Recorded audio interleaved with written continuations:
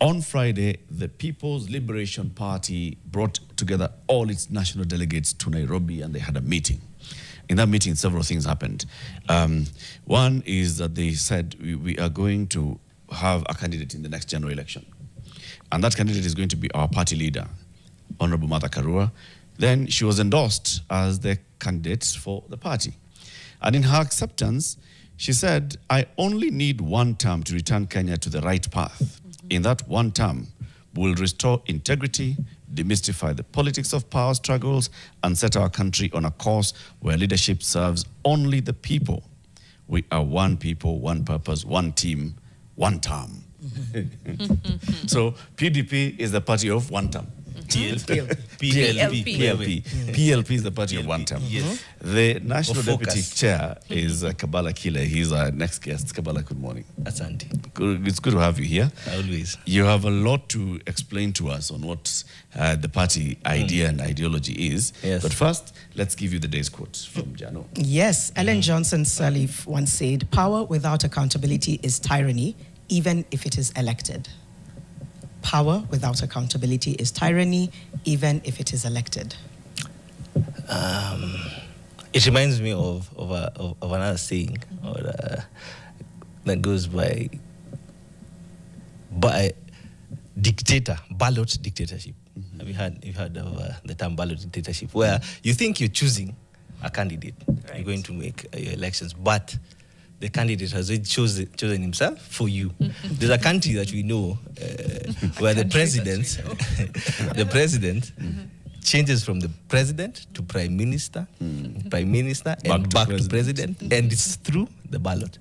So I think it makes a lot of sense that sometimes you think you're choosing, you have the free will, the agency to select your own candidate, but in reality, the politics that is going behind the ballot is that the individuals have already chosen themselves for you. So you have no choice. Ballot dictatorship is ballot dictatorship. Nice. You're just a pawn on the table. Okay. Yes. You are the deputy national chairperson. Or is it national deputy chairperson? Which comes first, national or deputy? National. You're basically the deputy chairperson of a national political party. This party, the People's Liberation Party. Yes. And you had a meeting on Friday. Yes. That was bringing together all the delegates. How many delegates conferences has this party had? We know it's, this was the second one. First one was during our rebranding, which was in February, from Kenya to PLP. So this was the second one to endorse our candidates, presidential candidate, Karua, the president, incoming president, and also expanding positions within the political party, because after February, a lot of interest came to the party. So a lot of interest means that we need to accommodate more people, more interests, and also diversity within the nation. So we came up with positions. One of the best positions I could tell you is a position of eminent persons. And that's a position, there'll be 12 of them from different regions of the country. Okay. So vile tumekata the regions is in 12, Nairobi, Coast, Nyanza, Western, Upper East, Central East, Lower East, Upper Rift, Central Rift, Lower Rift, then Mount Kenya East, Mount Kenya West. So the point or the thinking behind it is that when we take power, we select individuals in the political party. First of all, right now, in the political party, we get individuals, eminent people who have been in politics for a long time, that understand the politics of the nation and of high standing, that will help advise the nation, the country, when we're in power, as to how we need to carry out our legislation in different regions and to meet the needs of different people in the 12 different regions. We also came up with the cabinet of 22. Kazi yao itakuwa ni kuchambua serikali and also advising NEC on, right now as we are, on what to do and how to address issues of the nation. Number 3, we came up with 3 positions. One, we came up with a position of the party leader. We didn't have, because previously we had the national leader, national party chair of chairperson. Now we have the party leader with 3 deputies. And the 2 main functions of the party leader is to represent the party externally and provide leadership internally. Okay. The three deputy party leaders will be in charge for programs, in charge for grassroots and mobilization, in charge for strategy and communication. So these are the three areas that we felt are very important and key in growing our political party. And that was the main point and agenda for the meeting. The eminent persons and the three leaders are not part of the cabinet. They're different. No, they're not part of the cabinet. Yeah. No. Even the cabinet is not part of NEC. Okay. Yeah.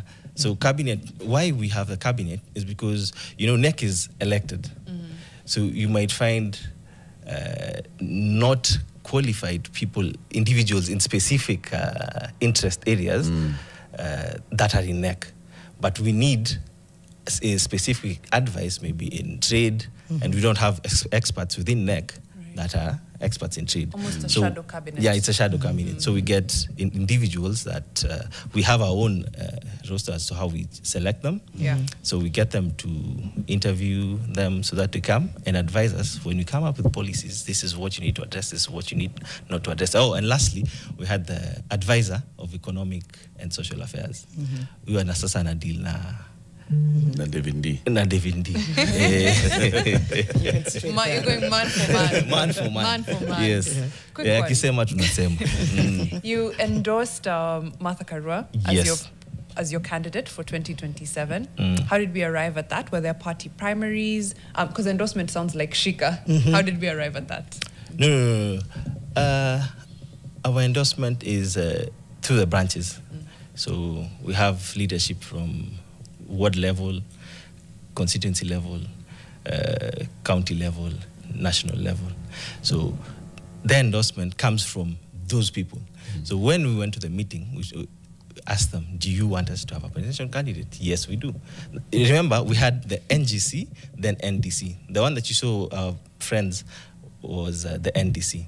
Now, the NGC, it's a governing council that advises and makes decisions that advise the NDC on what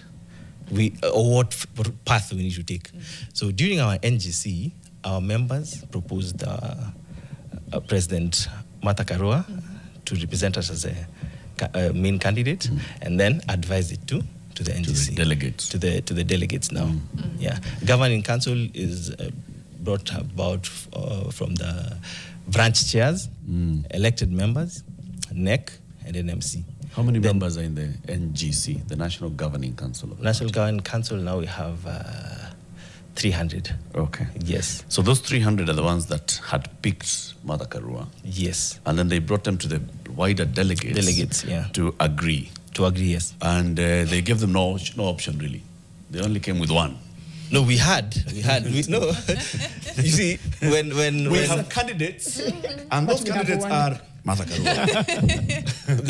the people who were at the NGC settled on Martha Karua. On Martha Karua. Okay. So when you go to NDC, if there's any objection, which is democratic, there was no objection. The NDC again ratified that. Yes, we do agree with your findings. Okay. Yes. At the NGC, how many candidates were there? At the NGC, we had Martha Karua and Karua Martha.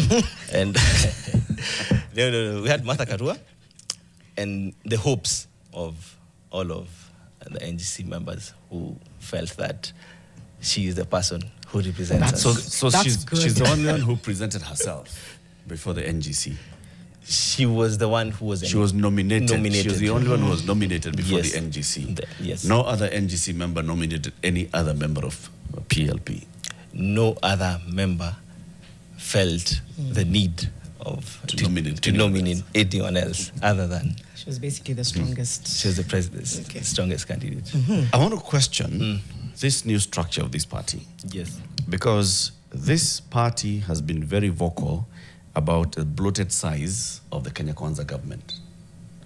And one of the things that you're now doing is you're also bloating yourselves just within the political party itself. You have the structures that have been there. Then now you have introduced 12 eminent persons. You have 22 shadow cabinet members. You have a party with 3 deputy leaders, party leader with 3 deputies. That is bloated. And you said it's to accommodate the new interests that have come into the party.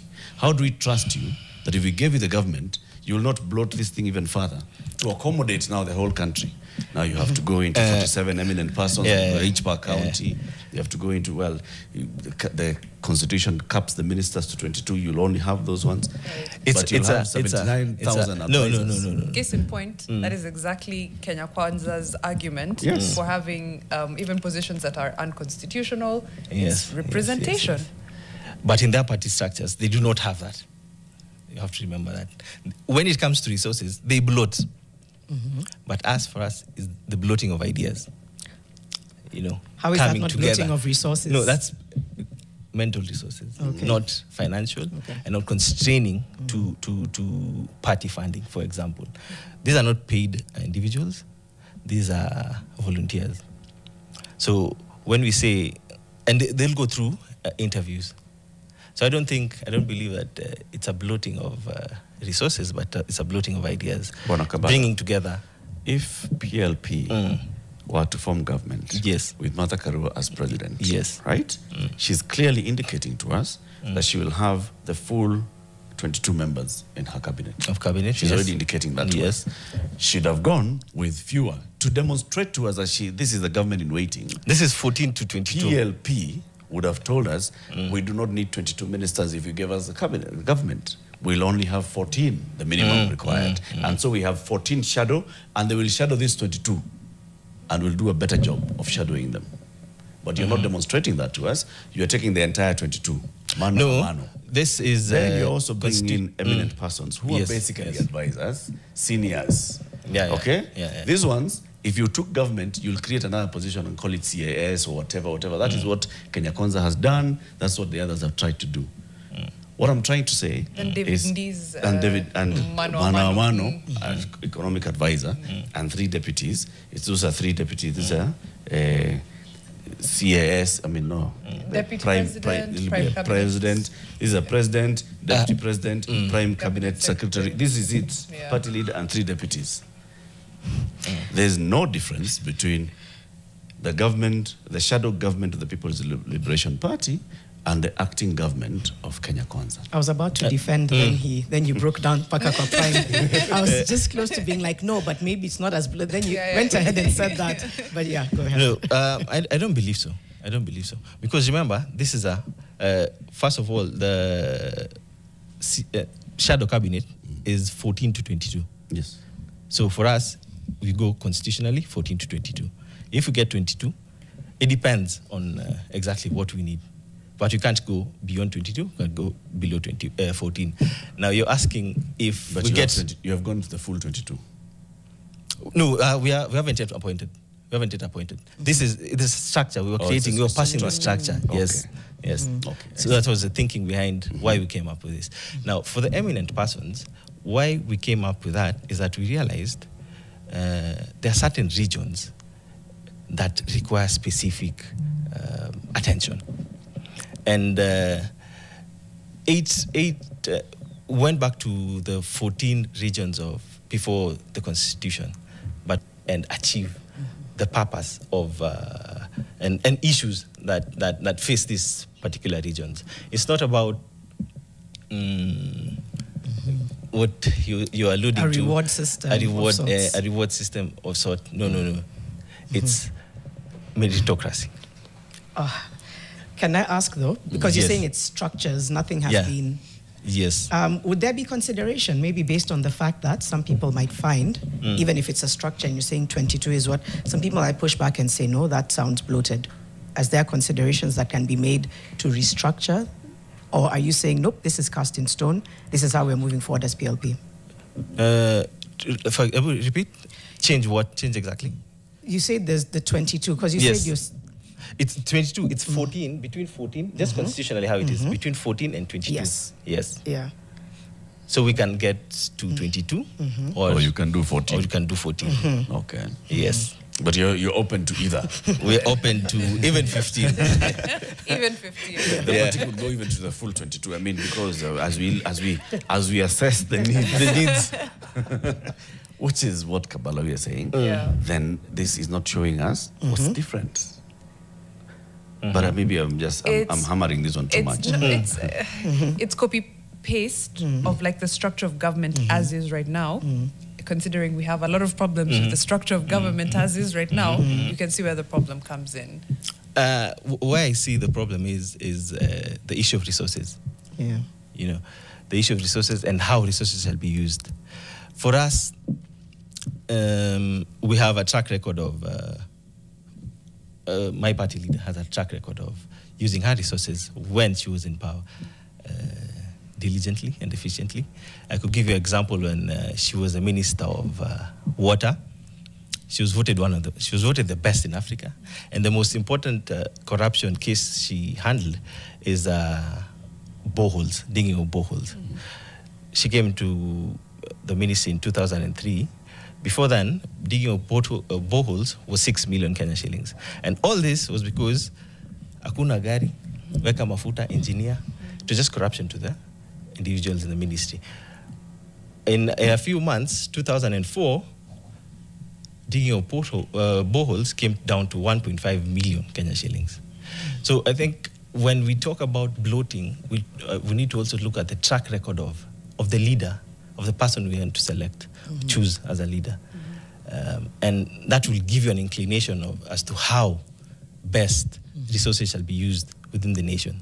Okay. So to me, it's ideas, bringing together ideas, and not thinking to take resources away from where they're needed. Okay. Yeah. We have to take a short break now, but we'll be right back and we'll interrogate what the plan is for a 5-year Martha Karua presidency and why the party feels and Martha feels that it will only take one term to get Kenya back on track. Given that people come in and they say, Akiwa liniacha na deni. I have to start rebuilding from scratch. We'll be right back. Sikupata pesa.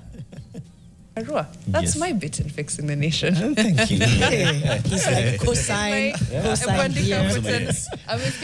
the newest member of the PLP family. No. I see you say yes, record video. Record video, yes. It was me, I was speaking as you. Yes. Yeah. That's why she But I started still us. welcome you all. Thank you. Asante. Speaking of... Tutaangalia prospectus. Yes, I was about to say. Alafu nilikuwa nakuuliza kama... Because mimi, by 8:30 hapo, guys, I can't lie. Usually kanjaka nanzanga kukike. I can't lie. What do you eat for breakfast, Mariam? So, I used to do very well at this. I used to eat like yogurt and maybe oats, Weetabix or fruit, something of the sort. Lately, nimekuwa nikiangusha ball, I can't lie. I want to go back to now eating a proper breakfast. Yeah. And Kabala was telling me he is a proper food for breakfast guy. Ugali.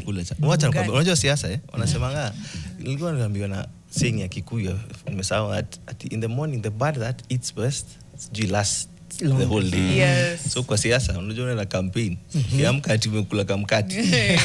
You don't know when you stop your next meal. You don't know your next meal. You don't know what. So in the morning so unapata it becomes a habit. Kukula a proper meal. Sembe. Proper. Sembe. Like the good thing about now thinking about sembe, ugali poa, think premium. Okay? Yeah, think premium content, well done and all, and think fortified. Fortified, the law allows, in fact requires maize millers to fortify the maize meal so that we make sure that it's fully nutritious. Now, maize millers, some of them may play jokes, but there's this particular one, the layer maize flour. Here are kuda jokes, properly fortified, okay? Premium content.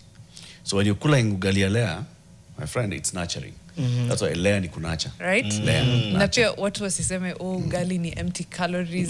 That's where the fortification comes in. Yes. Let's stop this propaganda of ugali is empty calories. That's true. That's something that we need to stop. And locally sourced, I'll go back to that. It's so important. Then it means the farmers are also benefiting. Right? So it's holistic, a whole ecosystem. It is layer, L-E-A. Layer maize flour. That's the one. Yes. Layer premium maize flour. That's what to go for. Some comments on social media? Joe Mungai just says, Kenyans need to wake up to the implications of this number and need to elect a visionary leader, specifically Martha Karua. Then he goes on to say, deputized by Matiang'i, Natembea or Okia. The math on this one. I'm balancing. Some balancing. Regional. It's like my ideal would be this. Yes, but she also said something interesting on Friday, which has formed the basis of why we're here today. A one-term presidency. Let's do this. Let's listen in to what PLP party leader Martha Karua said, and then come back and react to what exactly it means. I believe that in 5 years it is possible to lay a foundation. Nobody will ever finish the job of making Kenya prosperous. You lay a foundation and you wait for the next team to come and further that. So I want to open by saying I will be seeking one term. One people, one purpose, one term. One people, one purpose, one term. Let me tell you. Have you heard of the Parkinson's theory? I have not. You know what it says? Work occupies the amount of time you've given it. Isho tunafanya 1 hour. We'll do it in 1 hour. But again, we can still do it in 4 hours. Or 1 week. You know? So the framers of our constitution understood that for you to make effective change, meaningful change, you only need 5 years. Those of America said 4 years. New Zealand said 3 years. Kenya, 5 years. If we needed 10 years, they would have said would have made one a term 10 years. 10 year long. That's why you're seeing this government is just thinking about the next term so that they do what they want to do. For example, I'll take an example here. When we were in school doing exams, you know exams is next week. Unajiambia, nitasoma next week, hakuna haraka. But time is moving. So you're not concentrating on doing what you're supposed to be doing. Unajua kwa sababu unafikiria you still have time. That's the problem that you have with this government. They still think that they'll be voted in, do wafanye. So that's why they're thinking always in their minds, thinking about two term. Not thinking about what are we delivering now for the Kenyans. Unajua. So my party leader knows that and understands that she only needs 5 years to do what? Magic wa kila boma. She was the best water minister. One county, one product. And that is something that is very dear to us. Like China, the way regions compete with each other. And we also are thinking about empowering, the real empowerment of the people, where we have these companies that are in counties that are owned by the employees or the workers. They're called worker corporations. A good example is one called Mondragon, a corporation of Spain, where workers own this company. So it's not about government assisting you people to come up with innovative ways of doing business or starting an industry, but leaving you to run it and own it. Constitution implementation. 5 years. Now, chapter ni ngapi? Really? 6, 12. Let's do some Chapter math. 6 Not and 12. chapter 12. Okay. Those are the ones Leadership, that you feel that need integrity, Yeah. public finance. Okay. Uliingia na 100,000, unatoka na 100 million. Ni sawa. Ulipata aje? Ulitoa wapi? You were given 10 billion for this county. How did you allocate it? How did you spend it? Waste, no? We'll want no. So Let's do some math. I'm sorry yes. to interrupt you. Okay. I'm trying to do some realistic Kenyan math. August 2027 elections. And by the way, it's 679 days, eh? From today. Yeah, Wait. from today. 679 days. There's a timer. You know those, KCP and You just know. KCP and KCSE Yes, used to do that countdown. Countdown, yeah, 365 days, 364. Yes. Until it's that The day. day. Haya basi. August 2027. By the time we've inaugurated, we're done with that. We're September, right? Okay, then. Cabinet formations, tumefika January. Tumeshtuka. Tuko January. Okay. Then I want to take out this last year of a Martha Karua presidency, theoretically, because that will be now 2032. Because that's a campaign year. You're telling me within... But she's not campaigning, remember. Yes, but she'll be dealing with campaigners. She'll either be endorsing a candidate or Or her cabinet will be resigning will to be go and vie resigning for. yes, She'll or basically be in the fighting mix fires of campaigns, Yes, yes. she'll be in the mix of campaigns. Okay. That leaves 4 years basically to do actual work. You're telling me you can undo the work of the 3 previous regimes. I'll just count from Uhuru Kenyatta. Let me just even do the previous. Let me just nikurahisishie. Moi In 4 aliharibu education sector. You know, you need to focus on specific areas. That's why you're not focusing on everything. And it took him how many days to give us free education? Kibaki. Yes. 100. 2 days. No, it took him 7 days. He Aliapishwa was sworn in December. December and January, second week. Wakifungua shule, free Wow. education. Okay. Simple. Like that. So sisi ni cases zile za corruption ziko. Nizianze. Maneno ya maji. You know, we already know where our issues are with water. We already know about the dams, rivers. There's no way you can always have rains kidogo, then flooding. Ponds, water ponds. So these are plans we already have, and we intend to achieve this in the one-term era. And if maybe not fully, we'll have set foundation For the next government. But what we must make sure is chapter 6 and chapter 12. Leadership, integrity, and public finance. And maji kwa kila boma. And Maji. You know, I heard what your party leader said. Yes. And it was that nobody can start and finish. So you start with the intention of passing on the baton. Our politics is not for passing on the baton. If Martha Karua were to be elected president in 2027, she will not be taking over the baton from William Ruto. She will come with her own agenda. William will have started housing. She will not continue. Will she continue with housing? He'll have started UHC. Will she continue with UHC? He'll have started all these, agriculture subsidy programs. Will she continue with agriculture subsidy programs, or will she drop her Williams? But weka hiyo kijiti yako hapo niko na yangu. I'm continuing the race. We already have a plan, a national plan, vision 2030. Vision 2030. That's where we begin from. Kibaki gave us free primary education. Then we were going to almost actualize free high school through the free day. Secondary. So we were supposed also now to go to the first degree free university. So our vision is this. Yes, we have what I've said in terms of our priority areas. But what can we build on from the 2030 vision instead of always coming with different projects? And ours is not about dropping what he's started or picking up what he's started. It's about aligning it to the vision 2030. What is the vision that we want to leave when we leave office after 5 years? But that's, everybody says that. When Uhuru took over in 2013, he was basically continuing with the Vision 2030 left by Mzee Kibaki. He was not speaking about Vision 2030. He was doing Vision 2030. He was speaking about, kumbuka kwa kiwanja kusema Kiborer, then sijui what when field. When they talked about LAPSSET and railway, he said, in fact, no, it is Vision 2030 to have a rail. Only thing is that I'm not going to repair the old one, I'm going to build a new one.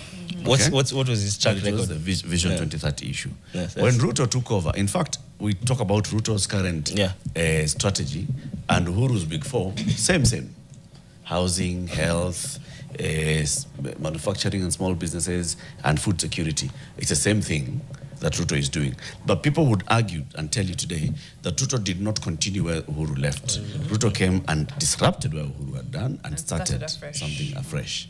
It's the same thing. You'll come and tell us it's Vision 2030, but in your water project, are you going to pick up from what William Ruto will have left in going the mega dam route, in looking for public-private partnerships on mega dams and building the mega dams, or will you come and say, wachana mambo ya mega dams, we are doing small water ponds?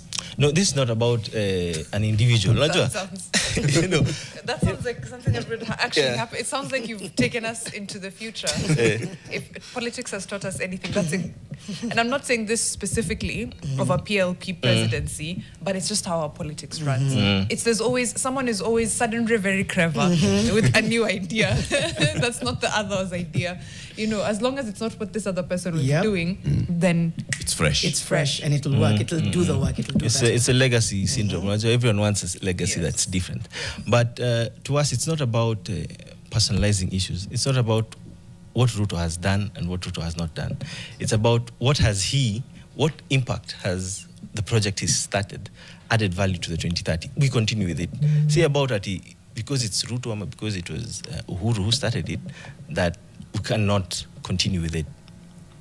If it aligns with our vision, that aligns with the Vision 2030. And housing, I know, was in Vision 2030, and he's doing it. The dams. So if it aligns, and if the tenders are above board, and it adds value to the Kenyans, this is something we as PLP shall pursue. See about personality politics, see about Sisi. I'm still trying to understand how. No. Yeah, because I think the biggest criticism, although you've defended it, is undoing. Mariam did the math. In fact, it's not even 4 years. I think it's 3. It's 3. 3.5. You did argue that it means laying the foundation, but I can just see there being, because it's a new way of thinking. Most people look at a 2-term presidency. Do you think she'd be open, though? I know she's strongly and vehemently saying, I just need 1 term to lay the foundation. Pressure might come at the end of the 1 term and say, Madam, let's do Janet, 2 terms. Do you know the power a minister wields? The power. If I were a minister here, kwanza ndo rearrange hizi meza. Gazeti zinakaa Somangi Nation, zitolewe. Unajua masisomi sijui nini. You know, and this is someone who resigned out of principle from a position of a ministerial position. I think it was by then it was the most powerful position because we were going to pass our constitution. Yeah. It was the most powerful position, and she was able to resign from it. This is someone who's principled. So I don't think that Sambuse presidency, yeah? Itakuwaje? Will the delegates allow her? Yeah, allow her. Will the National Governing Council of the party come and say, allow her? What, It's okay, you had said 1 term, but... let me tell you, the good thing about my president is this. She believes in mentoring people, and her word is her bond. She already knows she's here for 1 term. She's already slaying down her strategy. Because remember, in fact, I didn't tell you that. Even our party, we passed that. We have a term limit as a party leader. That's a first in Kenya. The only other party that has that is in Tanzania, ACT Wazalendo. How many terms? Mbili. 2 terms. Of how many years? 2 term Toa, 2 term Shinda, 2 term Rudisha, Sugoi. Now, oh my God. So the thing is this, 5 years. 5-year term. Yeah, 5-year term. Charles Dungo argues, he's pretty much, I think, agreeing with Kabala. Uhuru and Ruto opposed the 2010 constitution, and they were going to circumvent it as much as possible, but Martha was in support. So she has a point to prove that it's a good document. So, I wanted to ask, actually, which is, and it is true of her constitutionalism, while it's refusing to come out, but yes, it's very, very clear. Then there's this conversation, which we also had with her when we were here, this new party structure, or the party structure as is, how does it guarantee the representation of young people in a potential PLP government with a mother Karua? What do you mean by young? I mean, below the age of 35. How do I look? How old do I look? No. Who's the national deputy chairperson? How old are you, Kabala? Young. Are you below 40? Yes. Are you above 35? Technically. Did you join the party below 35? Yes. Okay. Did you become a national leader of the party at below the age of 35? Yes. Do you have other national leaders in the party who are below the age of 35? Yes. My secretary general is below the age of 35. Okay. Asha Bashir. My youth leader is below the age of 30. I think it's only organizing secretary, party leader, and a few that I wouldn't mention that are above The age of 35. the age of young or The constitutional age of yes. The national, Yes. the NGC, what's its age constitution? If you, For now, 40%. 40% 40%, yeah. NGC. NGC. Yeah. Yes. Yeah. And when you look at now the delegates as a whole, Delegates as a whole, we're almost 50-50. Yeah. It's a fairly yeah. Then youthful with party. it, we go into now the things we're about to do, which is have 12 eminent persons, Yes. 14 to 14 to 22, 22 members of cabinet, yes. and the 3 deputies for your party leader. Yeah. How do we ensure that young people are fairly represented across all those? Or is it just a matter of, you know what, we vote, we elect, we hope? It's also, sorry? No, go on. Yeah, it's also about the value you bring. You know, Absolutely. it's not about just being young. If you yes. have value, you'll be elected in these positions. So every person is eligible to vie in these positions. It's upon you to mobilize. The party, yes, will favor, let me use quote unquote, favor the young in terms of, especially those below 35, in terms of nomination fees. Because when you go to elections, even party elections, the nomination fees that you pay. So that's where the party will come in. But it's incumbent upon you to mobilize your constituency to capture such seats. It's not a given. It is, you have to work for it. It's, Yes. Basically, even as a young person, you have to work for it. Some of these positions, though, are appointed positions. Eminent persons, these are advisors, they're not being elected. The cabinet, they're not being elected. Yes. Is there a principle within the party that says that we must have representation of young people in these positions? As well as persons with disabilities. Yeah, even I wanted to add that we have the 2/3 gender rule, one. We have the PWD, and we have the young. So in our party, we intentionally go out to make sure that there's a quota that is met. There's a quota that's met for people with disability and the young. Basically, the vulnerable in the community, in the society. Yeah. So it is, and it comes in the rules that, it comes in the, yes, it is in writing, in the rules that we come up with. If, for example, treasury, it's finance, you need to be at least conversant with financial matters, need to be of a certain age. Gender doesn't matter. What matters is just your qualifications. Yeah, it's not about, and also the loyalty to the party. Unajua pia hii si kitu pia inapeanwa tu. And also the other thing is aje. Okay. Also, the gender representation of the party. I think we might assume because your party leader is a woman, you've hacked the 2/3 gender rule automatically. But what is it like as far as the? We're always going on 50-50. Because what we do is we encourage, maybe forcefully sometimes, for elections to be male, female, male, female, male. If you're vying as a chairman, male, your deputy is female. So when you come to the table, you find generally we're at 50-50, 40-60, 45-65, yeah. It's close 55, to that. yeah. I want to talk about PLP's place in the wider official, what are they called? UNO, United Opposition. United Opposition. Yes. The United Opposition family. Some of the members attended your delegates conference. Yeah. So now you have a presidential candidate.